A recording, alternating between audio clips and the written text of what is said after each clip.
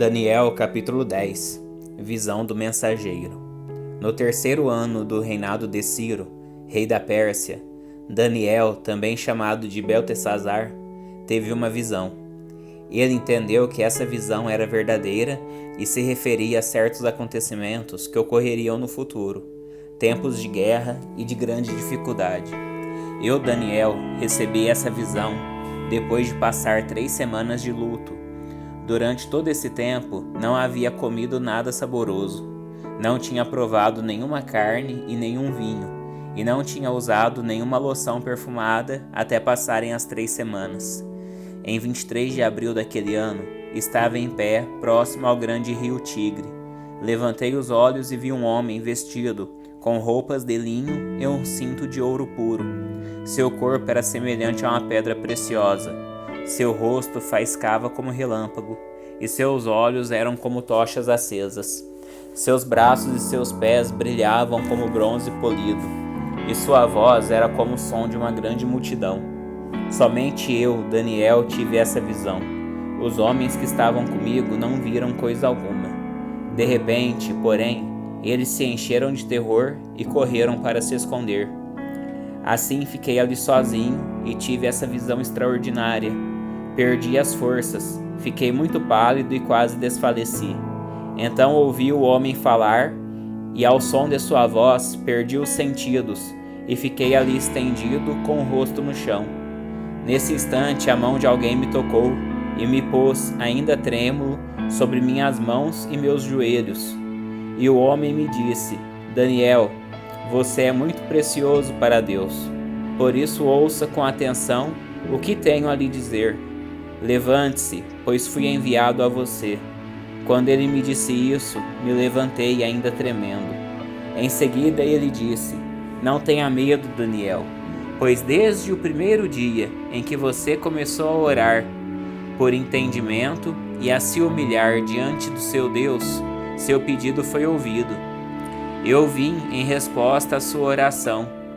Por 21 dias, porém, o príncipe do reino da Pérsia me impediu. Então Miguel, um dos príncipes mais importantes, veio me ajudar, e eu o deixei ali com o rei da Pérsia. Agora estou aqui para explicar o que acontecerá com seu povo no futuro, pois essa visão se refere a um tempo que ainda está por vir. Enquanto ele falava comigo, eu olhava para o chão, sem conseguir dizer uma única palavra. Então aquele que se parecia com um homem tocou meus lábios, e eu abri a boca e comecei a falar. Disse aquele que estava diante de mim: Meu senhor, estou angustiado por causa da visão que tive, e me sinto muito fraco. Como é possível alguém como eu, seu servo, falar com meu senhor? Minhas forças se foram, e mal consigo respirar. Então aquele que se parecia com um homem tocou em mim novamente, e senti minhas forças voltarem. Não tenha medo, ele disse, pois você é muito precioso para Deus. Que a paz esteja com você. Tenha ânimo, seja forte. Enquanto ele falava, logo me senti mais forte e disse: Fale, meu senhor, pois me fortaleceu.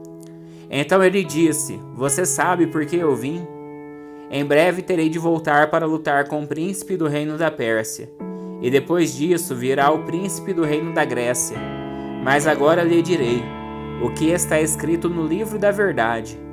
Ninguém me ajuda na luta contra esses príncipes, exceto Miguel, o príncipe de vocês. Daniel capítulo 11.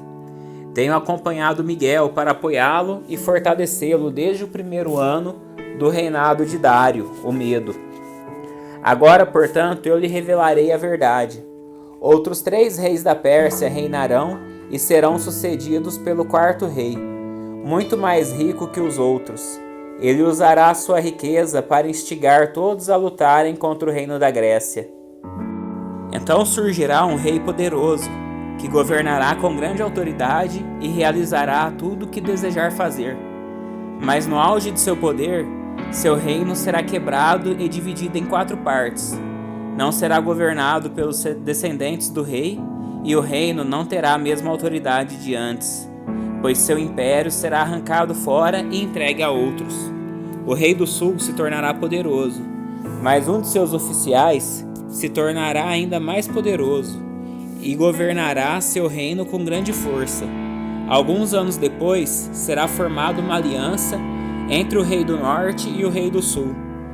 A filha do rei do sul se casará com o rei do norte, para garantir a aliança, mas tanto ela como seu pai perderão a influência sobre ele. Ela será abandonada, junto com aqueles que a apoiam.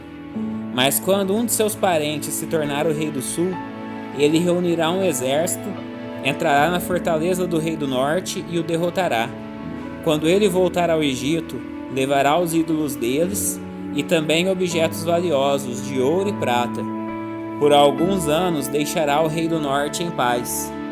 Mais tarde, o rei do norte invadirá o reino do sul, mas logo voltará para sua terra. Os filhos do rei do norte, porém, reunirão um exército poderoso, que avançará como uma inundação e levará a batalha até a fortaleza do inimigo. Enfurecido, o rei do sul sairá para lutar contra o grande exército reunido pelo rei do norte e o derrotará. Depois que o exército inimigo for vencido, o rei do sul se tornará orgulhoso e executará muitos milhares de inimigos. Sua vitória, porém, não durará muito tempo. Alguns anos depois, o rei do norte voltará com um exército bem equipado, muito maior que antes. Nessa ocasião haverá uma rebelião geral contra o rei do sul. Homens violentos de seu povo, Daniel, se juntarão a eles em cumprimento desta visão, mas serão derrotados. Então o rei do norte virá e cercará uma cidade fortificada e a conquistará. Nem as melhores tropas do sul conseguirão resistir a esse ataque. O rei do norte continuará a avançar sem oposição. Ninguém será capaz de resistir-lhe. Ele se deterá na terra gloriosa, decidido a destruí-la. Fará planos de vir com a força de todo o seu reino e formará uma aliança com o rei do sul. Dará sua filha em casamento, a fim de derrubar o reino, mas seu plano falhará. Depois disso, voltará sua atenção para o litoral e conquistará muitas cidades. No entanto, um comandante de outra terra acabará com sua insolência e o fará retirar-se envergonhado. Ele se refugiará em sua própria fortaleza, mas tropeçará e nunca mais será visto. Seu sucessor enviará um cobrador de impostos para manter o esplendor real.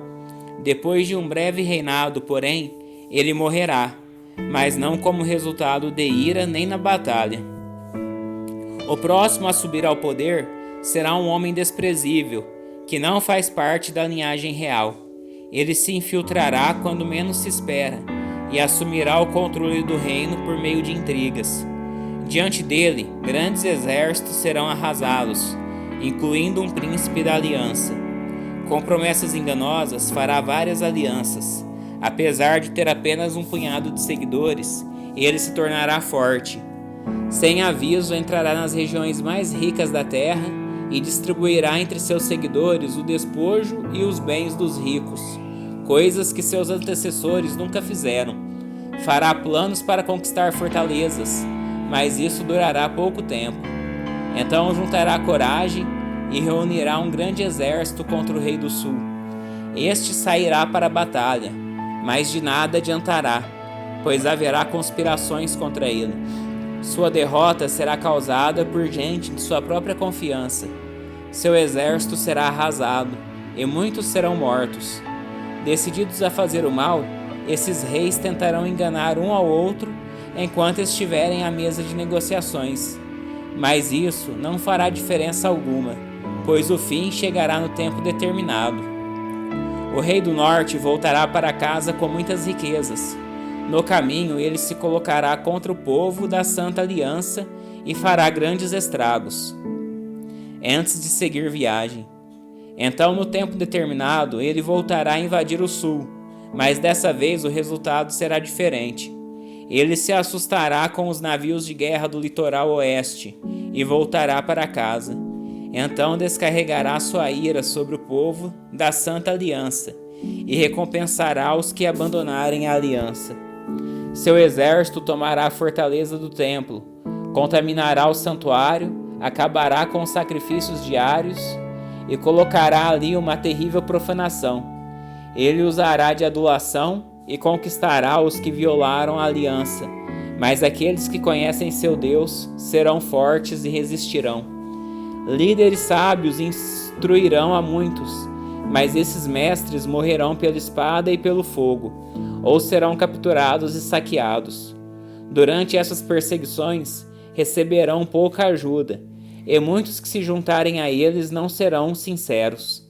Alguns dos sábios serão vítimas de perseguição, e desse modo serão refinados, purificados e limpos até o tempo do fim, pois o tempo determinado ainda está por vir.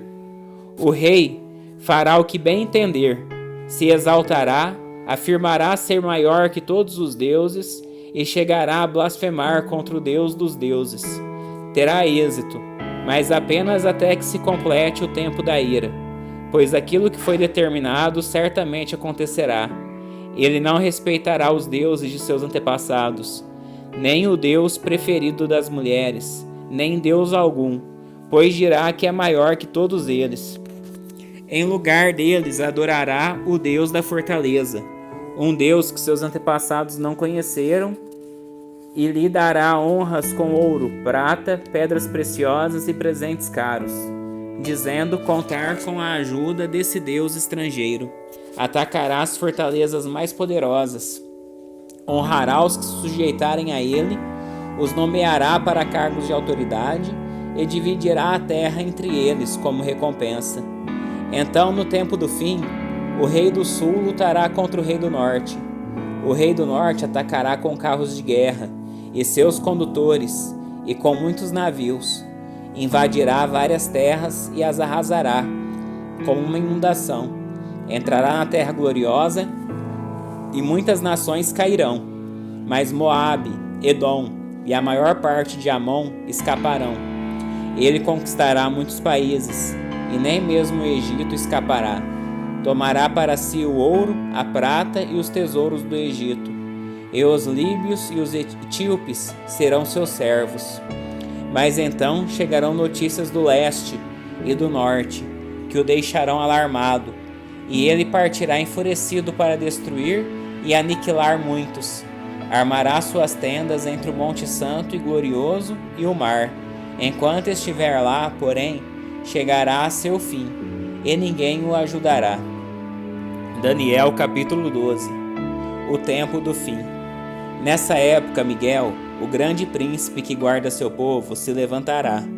Haverá um tempo de angústia como nunca houve desde que as nações vieram a existir. Nesse tempo, porém, todos de seu povo que tiveram um nome escrito no livro serão salvos. Muitos dos que estão mortos e enterrados ressuscitarão, alguns para a vida eterna e outros para a vergonha e a desonra eterna. Os sábios brilharão intensamente, como o esplendor do céu, e os que conduzem muitos à justiça resplandecerão como estrelas para sempre. Mas você, Daniel, mantenha esta profecia em segredo. Cele o livro até o tempo do fim, quando muitos correrão de um lado para o outro e o conhecimento aumentará. Então eu, Daniel, olhei e vi 2 outros em pé em margens opostas do rio. Um deles perguntou ao homem vestido de linho, que agora estava sobre o rio: quanto tempo passará até que terminem esses acontecimentos espantosos? O homem vestido de linho, que estava sobre o rio, levantou as 2 mãos em direção ao céu, pronunciou um juramento solene àqueles que vive para sempre e disse: passará um tempo, tempos e meio tempo. Quando o povo santo finalmente for quebrado, todas essas coisas se cumprirão. Ouvi o que ele disse, mas não entendi o significado. Por isso perguntei: meu senhor, como estas coisas terminarão?